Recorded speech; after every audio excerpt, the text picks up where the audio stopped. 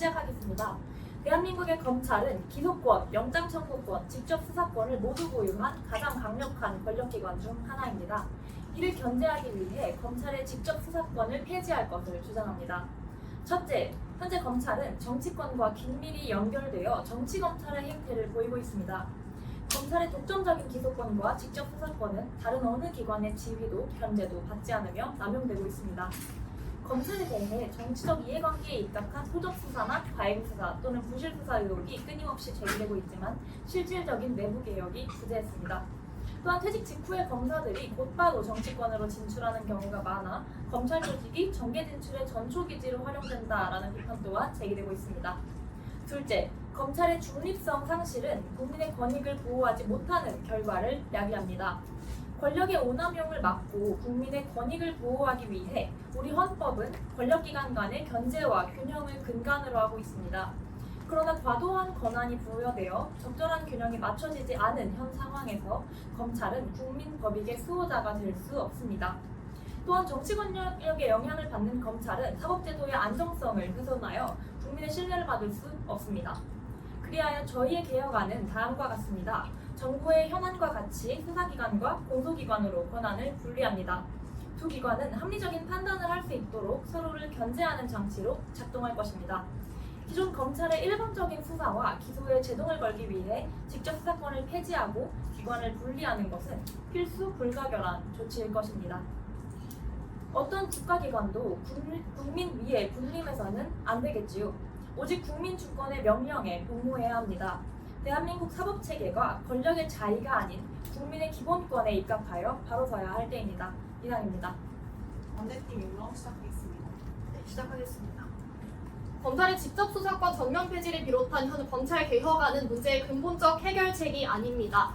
저희는 검찰 부패의 본질이 검찰의 재량권 남용에 있음을 주장하며 다음의 이유로 개혁안에 반대합니다. 첫째, 수사와 기소는 불가분의 관계입니다. 수사는 기소 여부를 가르기 위해 범죄 혐의의 유무를 명백히 하고 증거를 수집하는 활동으로서 그 본질상 기소로부터 벗어나 독자적인 의미를 가질 수 없습니다. 특히 대륙법계 직권주의를 채택한 우리 법제에서 검사는 중사법관으로서 독립성을 보장받으며 수사에서 기소까지 전 과정의 적법성과 완결성을 담보할 책임이 있습니다. 나아가 경제 부패 범죄의 경우 사안의 복잡성으로 인해 수사 초기부터 기소와 연계한 법률적 전략을 구축해야 하며 이는 검사에 의해서만 제대로 이행될 수 있습니다. 둘째, 수사 기소 전반의 비효율성을 초래합니다. 이미 검찰의 경찰에 대한 수사 지휘권조차 사라진 상황에 개혁안은 수사 기능은 행정안전부 산하로 기소 기능은 법무부 산하로 이관할 것을 명시합니다. 이때 중사법관 검사의 목표는 정의 구현인 반면 행정권의 목표는 정책적 효율성으로 조직 간 목적 상충과 갈등이 불가피합니다. 이로 인한 수사 지연, 부실 수사의 피해는 고스란히 국민의 몫이 될 것입니다. 셋째, 근본적인 문제를 해소하지 못합니다. 검찰 부패의 원인은 누구를, 무엇을, 언제, 얼마나 수사하고 기소할지 결정하는 검찰의 재량적 속성을 중립적으로 관리하지 못한 데에 있습니다. 이 재량적 속성은 그대로 둔 채 권한만 분산하는 개혁은 그저 문제를 이식하는 것에 불과합니다. 검찰 조직을 중사법화하여 독립성을 보장해도 부패 문제가 불거진 실정입니다. 그러한 독립성조차 없는 행정권의 수사기관들은 정치적 외압에 더욱 취약할 수밖에 없습니다. 따라서 진정한 검찰 개혁은 재량권 남용 방지를 위한 감시장치 마련과 제도적 보완의 형태로 이루어져야 합니다. 아무런 실익 없이 형사사법체계의 효율성과 독립성을 저하하는 현 개혁안에 반대합니다. 찬성 측에서 검찰의 문제에 대해서 입론에서 많이 언급해 주신 부분에 대해서 잘 들었습니다. 하지만 저희가 언급드리고 싶은 부분은 검찰의 문제가 많다고 해서 과연 검찰의 권력을 무조건적으로 축소해야 하냐는 것입니다. 대통령도 가끔 비리를 저지르고 대한민국에 수많은 권력기관이 있지만 검찰도 그 권력 구조의 일부일 뿐입니다. 그런데 대통령이 만약 비리를 저지른다고 해서 우리가 대통령이라는 제도를 폐지하지 않죠. 왜냐하면 정부를 운영하는 데 있어서 효율성 측면에서 필요한 기관이기 때문입니다. 그처럼 검찰도 우리가 수사를 하는 과정에 있어서 공소권과 수사권이라는 것을 나눌 수 없으며 필연적으로 같이 가야 되기 때문에 저희가 검찰 제도를 유지해야 한다는 것입니다. 그렇기 때문에 검찰 내부에 문제가 있다면 검찰을 폐지할 것이 아니라 검찰 내부적인 구조와 그런 비리들을 개혁할 수 있는 방안을 만들어야 합니다. 네, 그리고 상대 측에서 말씀하신 정치권과 긴밀하게 연결되는 검찰청의 문제가 과연 중수청에서는 발생하지 않을 거라는 보장이 있는가 하는 의문이 남습니다. 상대 측에서 정치권과 긴밀하게 연결된다고 말씀하셨지만 지금 개혁안에서는 중수청이 행안부 소속으로 되어 있습니다. 행정처 산하에 있을 이러한 중수청이라는 기관이 지금 준사법기관으로서의 독립성을 인정받는 검찰청보다 과연 그 독립성을 잘 지켜낼 수 있을지 의문입니다. 네, 첨언하도록 하겠습니다. 앞서서 중립성이 상실된 상황을 언급을 하시면서 견제한 균형을 이루기 위해서라도 수사권과 기소권이 분리되어야 한다라고 말씀을 해주셨지만 앞서 말씀해주셨던 것처럼 조직 간의 이해관계 충돌로 인해서 오히려 균형이 아닌 교착 상태에 빠질 수 있다라는 점을 추가로 말씀을 드리고 싶고요. 특히 2대 범죄의 경우에는 복잡성과 은폐성, 또 대상의 권력성이나 국제적인 연계성으로 인해서 수사 단계에서부터 기소까지 총체적인 전략을 수립하는 것이 필수인 만큼 직접 수사권의 유지가 불가피하다라고 말씀을 드리고 싶습니다. 네, 그럼 반대측에 질문을 먼저 하나 드리도록 하겠습니다. 검찰 내부의 구조 개혁이 먼저 선행되어야 한다라고 말씀을 해주셨는데요. 그렇다면 반대측에서는 과거 대검찰청에 있었던 중앙수사부에 대해서 대대적인 개혁이 진행된 바가 있죠. 그러한 개혁은 2013년 박근혜 정부 출범과 동시에 단행이 되었는데요. 그렇다면 이 당시에 검찰 개혁에 대해서는 어떻게 평가하시는지 여쭙고 싶습니다.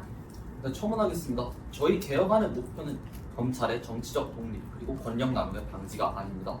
오히려 반대측이 말씀하셨듯 부정부패와 권력 남용은 언제나 존재할 것입니다. 없어지면 좋겠지만 이는 현실적으로 불가능합니다. 하지만 오히려 이러한 권력 남용이 존재하기에 그 파장을 통제하기 위해서 권력의 분배가 필요합니다. 한 기관이 권력을 남용할 때 그 기관이 모든 사건에 대한 기소 독점권, 재량권, 대형 사건에 대한 수사권, 그리고 영장 청구권을 모두 가졌을 때와 그 기관이 그중 일부만 지니고 타 기관들이 권력을 통해 이들을 견제할 수 있을 때 그 파급력과 통제 가능성은 확연한 차이가 있습니다. 오히려 부정부패가 존재하기 때문에 오히려 검찰과 정치권을 떼어낼 수 없는 관계이기 때문에 그 권력이 남용되더라도 민주주의, 법치주의라는 사회적 기틀이 유지될 수 있도록 그 권력 남용을 통제할 수 있도록 반드시 권력의 분배가 이루어져야 하는 것입니다. 반대측은 또한 비효율성의 증가를 하나의 논거로 가져가셨는데 애초에 비효율성의 증가라는 프레임이 잘못되었습니다. 오히려 이는 수사 과정 그리고 기소 과정에서 필요한 절차의 도입입니다. 현재 수사 과정 그리고 기소 과정은 적법한 절차가 이루어졌는지 객관적 수사가 이루어졌는지에 대해 판단이 이루어져야 합니다. 하지만 현재는 검찰이 너무 많은 권력을 독점하고 있기 때문에 일사천리한 과정 속에서 사건이 너무나도 빠르게 수사되고 너무나도 빠르게 기소되고 너무나도 빠르게 종결되고 있습니다. 오히려 권력 구조 간의 견제를 통해서 이 수사의 적법성을 판단할 수 있는 구조를 마련해야 하는 것입니다. 이상입니다. 네, 우선 질문에 대한 답변 드리겠습니다. 기존의 개혁 부족했던 점 인정합니다. 그러나 저희는 기존의 견제 장치가 작동하지 않은 것은 기존의 제도의 설계나 운영의 미비 때문이지 그 견제 제도의 본질 자체가 무용한 것은 아니라고 생각합니다. 기존의 견제 장치가 제대로 작동하지 않는다고 제도 자체를 없애고 권한 자체를 나누어 버리는 것은 문제보다 문제 해결 방식이 더 큰 문제를 불러일으킬 수 있다는 점을 강조하고 싶습니다. 상대 측께서는 정치권과의 긴밀하게 연결된 점을 지적하셨습니다. 그렇다면 상대 측께서는 중수청이 어떻게 행정부 산하에 있으면서도 정치적 중립성을 유지할 수 있는지 입증하셔야 할 것입니다.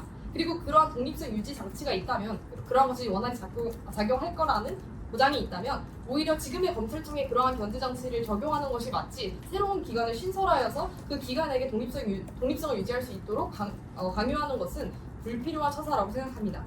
네, 첨언하도록 하겠습니다. 비효율성의 증가에 대해서 반박을 해주셨는데 저희가 말씀드리는 것은 단순히 이제 기소에서 수사가 단계가 추가됨으로써 발생하는 비효율성을 말씀을 드리는 것이 아니라 애초에 준사법관인 검사가 가지고 있는 목표와 행정관이 가지고 있는 목표가 다를 수밖에 없기 때문에 이로 인한 조직 간의 목적 상충과 갈등이 발생함으로써 발생하는 이해관계의 갈등에 대해서 말씀을 드린 것이고 이로부터 비효율성이 초래된다라는 말씀을 드리고 있는 것입니다. 첨언하겠습니다. 저희는 또한 현행 검찰이 수사를 직접 진행하고 있는 2대 범죄 혹은 과거에 진행했었던 부도 진행했었던 6대 범죄의 특이성에 대해서 언급하고 싶습니다. 실제로 공수처, 특별검사제도와 같이 고위 공직자나 관련 권력자들을 수사하는 제도의 경우 기소권을 함께 보유하도록 하고 있습니다. 그런 만큼 그러한 특별한 수사 대상에 있어서는 기소권과 수사권이 병행돼야지만 저희가 그러한 문제를 효율적으로 해결할 수 있다는 소리입니다. 이에 대한 반론이 필요해 보입니다. 네, 첨언하도록 하겠습니다. 그리고 또한 권한 분산을 통해서 권력 분립을 이룰 수 있는 것처럼 말씀을 해주셨지만 이는 오히려 수사와 기소 과정에서의 범위의 모호성으로 인해서 재량권의 행정 총량도 증가시킬 수 있다라는 점을 말씀을 드리고 싶습니다. 네, 반론 드리겠습니다. 일단 여러 가지 말씀을 해주셨는데 문제 해결이 더 큰 문제를 불러일으킬 수 있다. 그래서 중수청이 정치적 중립성을 갖고 있을 수 있냐라는 질문을 주셨는데 결국 중수청이라는 신설 단체 자체가 기소권과 그 수사권을 둘 다 갖고 있지 않다는 점에서, 그리고 기소와 수사 형사법상 절차에 의해서 그 단계가 그리고 다분화되면서 수사기관이 다분화되면서 그 정치권의 압력이 좀 더 덜 들어올 수 있다. 그리고 덜 그 하나의 기관만을 통제함으로써 결국 영향력을 끼칠 수 있지 않게 된다라는 점 말씀드리고 싶고요. 준사법관이 갖고 있는 이해관계에 따른 갈등 이미 발생하고 있습니다. 겸경 그 권한의 모호성으로 인해서 이미 그 둘 사이의 갈등이 일어나고 있는 와중에 지금 사실 두 개를 분리해서 그걸 명확하게 분리를 해야 그 두 기관들이 전문성을 갖추고 제 역할을 할 수 있다고 생각을 하고요. 그리고 권한 이대 범죄가 특수하다라고 말씀하셨는데 결국에 그것은 등 대통령령에 따른 다른 그 범죄들까지 포함하고 있기 때문에 결국에 이 두 이해관계가 상충하고 그리고 결국 어느 범죄가 어느 기관에 의해서 수사될지 모호하기 때문에 일어나는 갈등이라고 말씀드리고 싶습니다. 네, 정언하겠습니다. 반대 측은 저희 개혁의 목표를 오해하고 계십니다. 저희 개혁의 목표는 검찰의 정치적 독립이 아닙니다. 검찰의 정치적 완전 독립을 위해서는 이들을 사법부로 옮기지 않는 이상 이루어질 수 없습니다. 이들은 행정부 산하의 기관일 것입니다. 하지만 오히려 정치권과 연계되어 있기에 이들의 권력을 통제할 수단이 필요하다는 것입니다. 이들의 권력 남용은 일어날 것입니다. 검찰과 경찰의 권력 남용은 계속해서 일어나 왔습니다. 하지만 이것을 견제할 수단이 부족하기에 검찰만의 권력 남용이 논란이 됐던 것입니다. 경찰은 검찰이라는 견제 수단이 존재하지만 검찰은 경찰이라는 견제 수단이 존재하지 않습니다. 그리고 이러한 견제 부재 속에서 권력 남용은 통제 불가능한 수준으로 커지고 있다는 것을 저희는 다시 한번 강조드립니다. 선생 측에서는 정치적 독립이 불가능하다는 점에 대해서 동의하고 있습니다. 저희는 그렇기 때문에 더더욱 중수처와 같은 다른 수사기관의 도입을 해서는 안 된다고 보는 입장입니다. 우선 대통령이 검찰의 현행 인사권을 쥐고 있습니다. 법무부 장관이 검사들에 대해서 인력 배치라든지 그런 권한을 가지고 있고요. 그렇기 때문에 현행 검찰 제도도 정치적 중립성을 완전히 보장하지 못합니다. 그렇기 때문에 대통령이나 정권의 입맛에 맞는 검사들이 그 지위에 오르게 되어서 그 과정에서 수사나 이런 기소권을 남용하게 되는 것이지요. 하지만 그런 다른 수사기관을 도입한다고 해서 그런 일이 벌어지지 않는다는 보장이 없습니다. 오히려 대통령의 인사권이 보장된 수사기관이 하나 더 행정부 산하로 생기는 것이기 때문에 분할한다고 하여서 정권의 의지나 정치적 압력에 영향을 받지 않는 것이 아니라 괜한 비효율만 생기게 되는 것입니다. 그렇기 때문에 저희는 이러한 수사권과 기소권의 분리를 반대하는 입장입니다. 첨언하겠습니다. 상대 측께서는 견제 장치에만 치중하셔서 수사의 효율성이라는 또 다른 가치를 놓치고 계신 것으로 보입니다. 권력 분할은 새로운 비효율성을 만든다는 점에서도 위험합니다. 수사와 기소는 저희가 입론에서 밝혔다시피 애초에 같은 목표를 공유하는 하나의 활동이기 때문에 이것을 두 개로 나누어서 서로 다른 기관에 의해 행사되면 위험합니다. 이를 분할할 경우 수사 지연을 낳을 수 있기 때문입니다.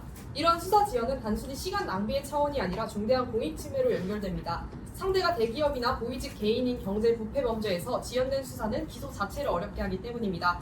우리가 알고 있는 다양한 비리 중에 방산 비리는 약 9,800억 규모였고 대장동 개발 비리는 약 4,895억의 규모였습니다.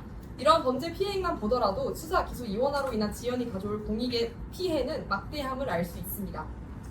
네, 첨언하도록 하겠습니다. 앞서 이미 그 기소권을 가지고 있는 단체와 공소권을 가지고 있는 단체 간의 수사권을 가지고 있는 단체 간의 이해관계 충돌이 발생하고 있다고 말씀을 해주셨지만 저희는 그런 갈등이 더욱더 심화되면서 비효율성을 초래할 수 있다는 점을 말씀을 드리고자 한 것이고요. 모든 직접 수사 권한이 행정권 아래로 가게 되었을 때 발생할 수 있는 더 큰 사회적 정치적 중립성의 폐해에 대해서 말씀해 드리고자 합니다.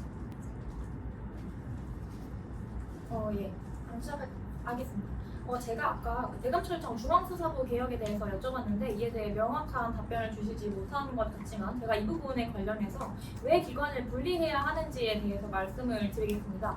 계속적으로 언급해 주시는 게 다른 기관 만들어서 권한을 이양할 필요가 없다 이런 얘기를 해주셨고요. 내부적인 개혁 또는 견제 장치를 마련할 수 있다 말씀하십니다. 그런데 이 중앙수사부 개혁이 어떤 것이냐면요. 이 중앙수사부가 1981년 설치되어서 박근혜 정부 때 폐지가 되었고 이 개혁이 내부적으로 이러한 중앙수사부를 없애자라는 개혁이었습니다.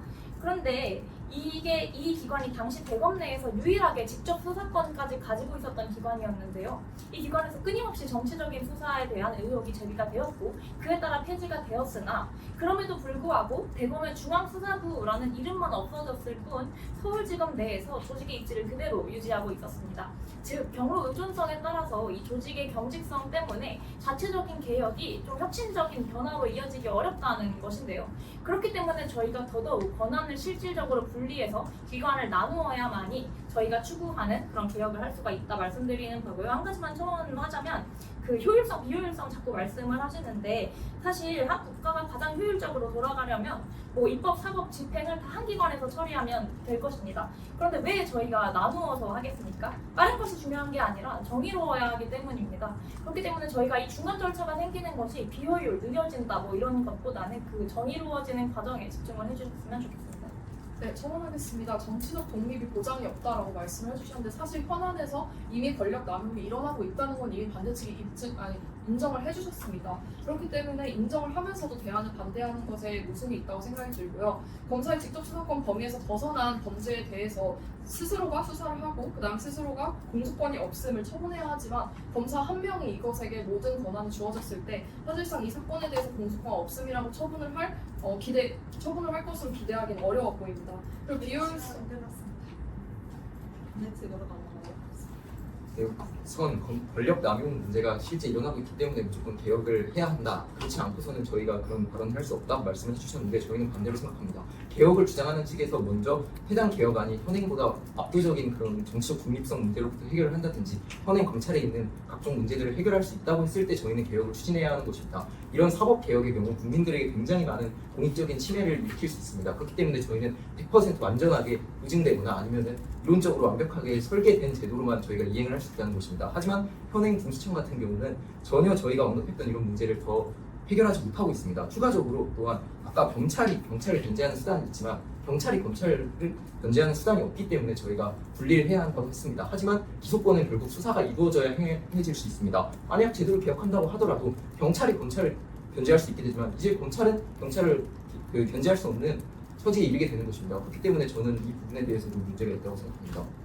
첨언하겠습니다. 상대 측에서는 저희 측이 효율성을 강조하면서 정의를 무시하고 있다고 말씀하셨습니다. 그러나 저희가 효율성을 강조하는 것은 이러한 중대범죄에 있어서의 비효율성은 국민의 권익 침해와 연결되기 때문입니다. 우리가 지금 문제되고 있는 2대 범죄인 부패 범죄와 경제 범죄의 경우에는 복잡한 증거 구조와 법리적 쟁점의 선제적 고려가 필요합니다. 부패 경제 사건은 범죄 성립 요건이 복잡하고 해석의 여지가 크며 특히 대장동 사건과 같은 경우에는 배임액의 산정 방식이 공소 유지의 핵심이었습니다. 그러나 그렇기 때문에 이러한 중대 범죄에 관한 수사에 있어서는 법적 전문성을 가지고 있는 검사가 수사 과정에서부터 개입해야 올바른 수사를 진행할 수 있는 것입니다. 이렇게 문제가 있음에도 이러한 것에 기소에 실패한다는 것 자체가 권익을 보호하는 것에 실패하는 것이기 때문에 저희는 이러한 비효율성을 강조하는 것임을 다시 한번 말씀드립니다. 이상입니다.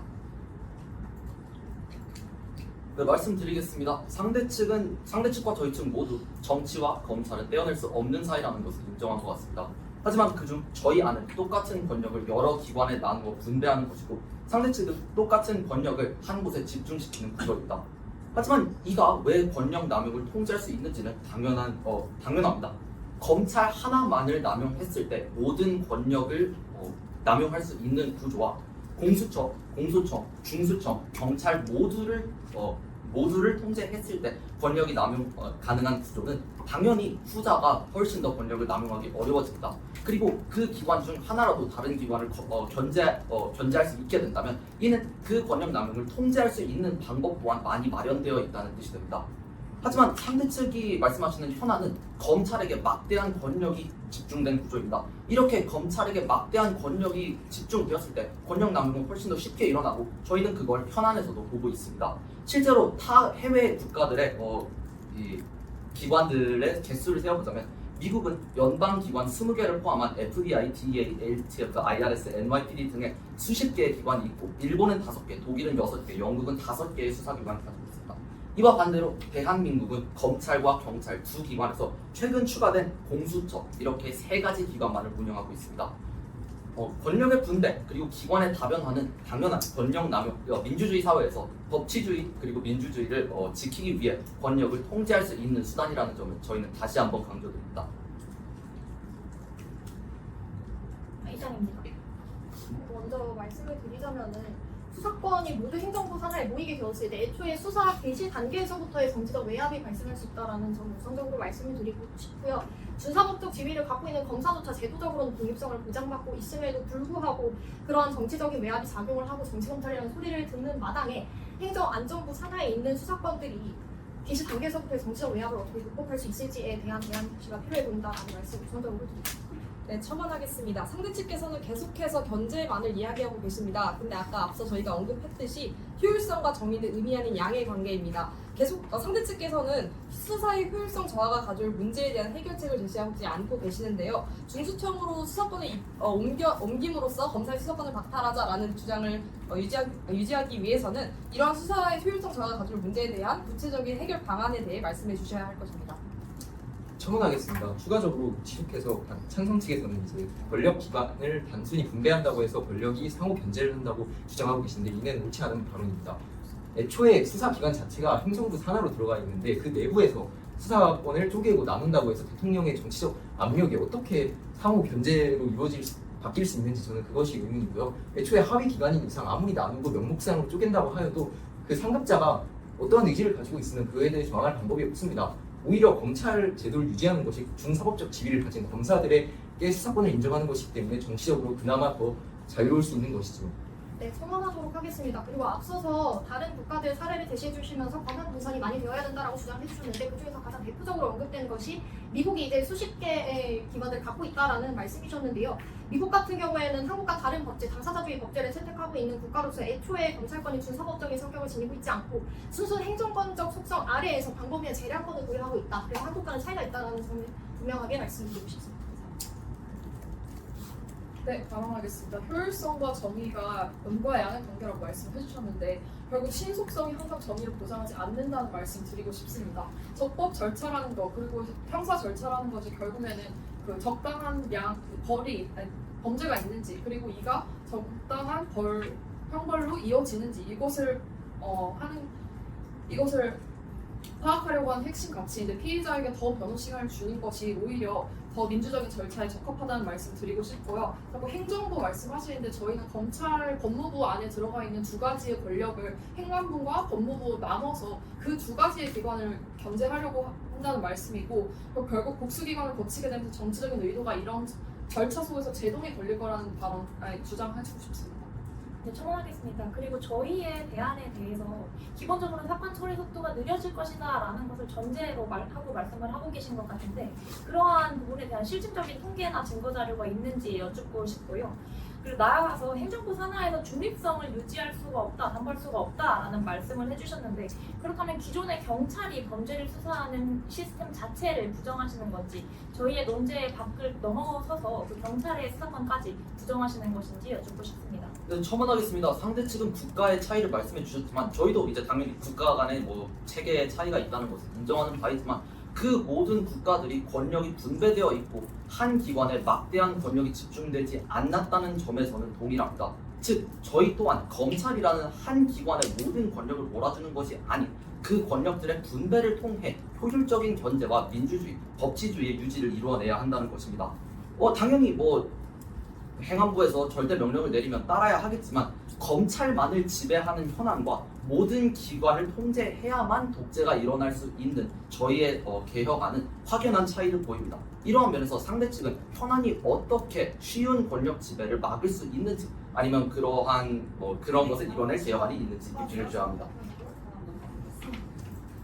네, 상대 측께서 신속성이 정의를 보장하지는 않는다고 하셨습니다. 그러나 과연 지연된 정의가 진정한 정의라고 할 수 있을지는 여전히 의문이 남습니다. 아까 앞서 언급했던 중대범죄의 피해 법익이 막대한 공익이라는 점을 고려했을 때도 최소한의 신속성은 필수적이라는 점을 강조하고 싶습니다.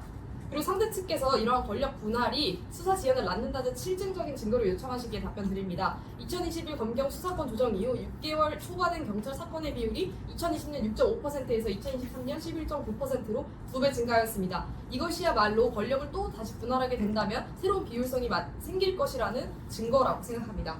첨언하겠습니다. 저희가 아까 말씀드렸던 2대 범죄 혹은 6대 범죄의 특수성에 대해서 아직도 찬성 측은 어떠한 입장을 보여주지 않고 계십니다. 실제로 검찰 개혁의 일환으로 나왔던 공수처에 관한 안건에서도 공수처는 수사권과 기소권을 같이 쥐고 있습니다. 그 이유는 고위 공직자 범죄나 부패 범죄, 경제 범죄와 같은 많은 권력과 힘이 오가는 그런 범죄에 한해서는 수사권과 기소권을 동시에 보유하고 그러한 수사에 대한 계획을 미리 짜놔서 검찰 주도하에 그렇게 이어나가는 것이 훨씬 더 범행의 검거에 있어서 그리고 진실을 밝히는 데 있어서 핵심적인 부분이라고 생각하기 때문에 그렇게 도입이 된 것입니다. 또한 특별검사제도도 마찬가지라고 할 수 있죠. 하지만 이 부분에 대해서 찬성 측은 어떠한 발언도 하지 않고 효율성에 대한 측면을 단순히 그 절차적인 중요성에 대해서만 언급을 하시면서 아예 무시하고 계신데 이런 범죄의 경우 효율성이 훨씬 더 중요한 면을 띄고 있다고 볼 수 있습니다. 그 권한 분산적인 측면을 말씀을 해주셨는데 그냥 권력이 아니라 수사와 기소권 자체를 이제 다른 기관으로 분배하겠다라는 측면에서 저희가 문제가 있다라는 말씀을 드리는 것입니다. 앞서서 언급해주신 다른 국가들 같은 경우에도 사실상 뭐 여러 기관이 존재할 수는 있겠으나 수사 기소 권한을 완전하게 다른 부처에다가 이관을 하여서 관리를 하고 있지는 않았었고요. 한국과 같이 대륙법계 집권주의 국가 법제를 채택하고 있는 프랑스나 독일 등의 다른 국가들의 경우에도 수사권과 기소권이 완전히 분리되지 않고 함께 사용을 하는 경우가 빈번하다라는 점을 추가적으로 말씀드리고 싶습니다. 상대 측은 효율성이라는 말씀 아래 표적 수사와 같은 권력 남용을 정당화하고 계십니다. 짧은 시간은 좋은 수사를 의미하지 않습니다. 심지어 상대 측이 제시한 건 평균 수사 시간입니다. 즉 범죄의 크기 그리고 범죄의 중요성을 따지지 않고 모든 범죄의 평균 시간이 조금 증가했다는 것을 이 효율성의 저하의 근거로 들고 계신데 이가 과연 납득할 수 있는 주장인지는 의문입니다. 빠르다고 좋은 것이 아니라 그 과정이 적법하고 객관적인 증거 하에 객관적으로 이루어졌다는 절차 자체가 중요한 것입니다. 하지만 현재 검찰이 모든 권력을 쥐고 있는 상황에서 검찰들은 자신이 원하는 사람을 범죄자로 만들 수도 있고 자신이 원하는 수사를 이뤄낼 수도 있습니다. 그리고 그 과정을 견제할 수 있는 수단은 전혀 없다는 점을 저희는 다시 한번 말씀드리고 싶습니다. 또한 다른 국가들의 체계에 대해서도 계속 강조해주고 계시지만 다른 국가에는 검찰처럼 모든 사건에 대한 기소 독점권과 재량권 그리고 대형 사건에 대한 수사권을 지닌 막대한 권력의 기관은 존재하지 않습니다. 검찰이 이러한 막대한 권력을 가지고 있기에 그 권한을 분배해야 하는 것입니다. 그리고 추후에 필요한 곳이 있다면 다른 기관을 설립하거나 기관의 다변화를 통해서 그 수사의 효율성을 증진시킬 수는 있겠으나 현재 검찰이 가진 막대한 권력을 분배해야 하는 것은 당연히 필요한 일입니다. 네, 첨언하겠습니다. 조금 더 근본적인 논의로 돌아가서 이 헌법에 대해서 한번 얘기를 하려고 하는데요. 이 헌법은 분명히 검사에게 이런 영장 청구권 같은 권한을 규정을 하고 있는데 현실의 검찰은 어떻습니까? 영장 청구권 외에도 직접 수사권, 수사지휘권과 같은 여러 가지 권한들을 독점하고 있습니다. 그렇다면 이런 헌법이 보장하지 않은 권한까지 사실상 전유하는 현재 구조가 어떻게 정당화될 수 있는지에 대해서는 언급이 부재했던 것 같습니다. 이 모든 것이 효율성이라는 논리 아래에 헌법의 권력 분산의 원리보다 우선시되어야 하는 것인지 결론에서 답변해 주시면 감사하겠습니다. 반대쪽 변경 시작해주시면 네, 결론 시작하겠습니다. 오늘 저희 양측은 검찰개혁의 필요성에 대해서는 합의를 이룬 것으로 보이나 구체적인 해결 방안에 대해서 합의하지 못한 것으로 보입니다. 우선 반론에 대한 답변 드리자면 권한 독점하고 있는 다른 국가 없다고 하셨는데 대륙법계 국가들인 독일, 프랑스, 일본에서 모두 수사지휘권과 직접 수사권을 검사가 가지고 있음을 분명히 말씀드립니다. 그리고 저희는 효율성만을 추구하고 규제를 없애자는 것이 아닙니다. 기존에 존재하는 영장 심사를 강화하거나 수사심의위원회 공수처가 제대로 작동할 수 있도록 돕는 것 또한 필요하다고 말씀드립니다. 그러나 이를 위해서 기관까지 신설하자는 건 과하다는 것입니다. 저희는 상대 측께서 그리시는 미래에 동의할 수 없습니다. 왜냐하면 권력 분할이 근본적인 해결책이 될 수 없기 때문입니다. 수사권을 가지는 주체의 권한 남용 가능성은 그 주체의 문제가 아니라 권력 자체의 문제입니다. 수사는 본질적으로 재량 행위일 수밖에 없기 때문에 수사하는 주체에게 재량권이 어느 정도 인정되고 이 점에서 권한 남용의 가능성은 언제나 존재할 수밖에 없습니다. 검사가 아닌 그 어떤 주체가 이 권한을 가지더라도 권한 남용의 위험은 언제나 존재할 것입니다. 그리고 신설기관을 통한 견제 균형의 장치라는 상대 측이 그리는 미래는 너무나도 이상적입니다. 신설기관이 수사권을 가져가고 그 내부의 공정성을 위한 장치를 만들면 마치 공정하게 운영될 것이라는 기대를 하고 계십니다. 찬성 측은 준사법기관의 지위를 부여받아 독립성을 지닌 검찰청조차 외압에 취약하다고 평가하고 계십니다. 그러나 동시에 신설기관, 특히 준사법기관도 아닌 행정부 산하의 기관에서 직접 수사권을 공명정대하게 휘두를 것이라고 기대하는 것은 굉장히 기울어진 시각이라고 생각합니다. 수사를 준사법적인 속성을 일부 갖춘 검찰의 영역에서 완전한 행정권의 속성을 가진 중수청의 영역으로 이관하는 것이 공리적으로 더 나은 결과를 산출할 수 있을지 의문이 남습니다. 단순히 검찰의 수사 권한을 제한하고 분산하는 것은 검찰의 문제를 중수청의 문제로 치환하는 것에 불과합니다. 결국 검찰개혁은 검찰권의 단순한 분산으로 달성되는 것은 아니며 재량권 행사에 대한 사법심사의 강화 등과 같은 내부적 견제장치로 이루어질 수밖에 없음을 다시 한번 강조합니다. 감사합니다.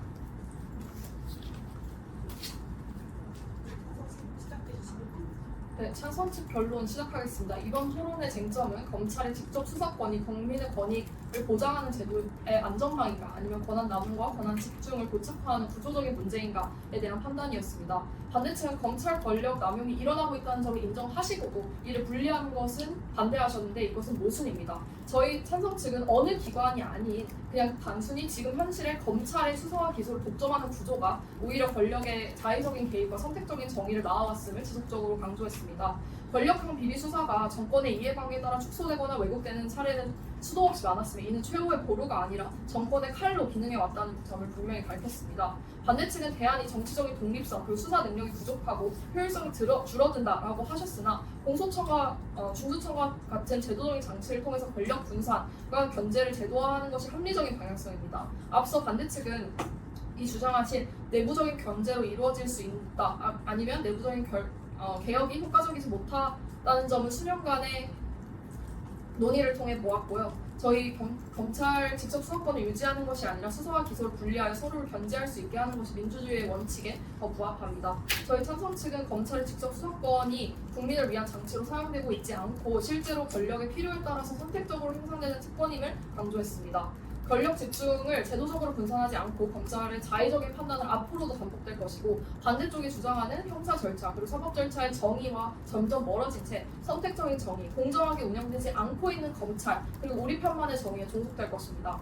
결국 검찰의 직접 수사권 폐지는 권력 공백을 만드는 것이 아니라 권력 남용의 고리를 끊고 민주적인 통제를 강화하는 길입니다. 지금 필요한 것은 검찰, 공리적이지 않은 맞는 기관으로 두는 것이 아니라 그 수사와 기소의 분리를 통해서 검사 선서에 나와 있듯 따뜻한 검사 그리고 공평한 검사의 목표를 위해서 견제와 균형의 구조를 복원하고 법 질서의 정당성을 회복하며 국민의 신뢰를 회복하는 길을 끝까지 강조하며 변론 마치겠습니다.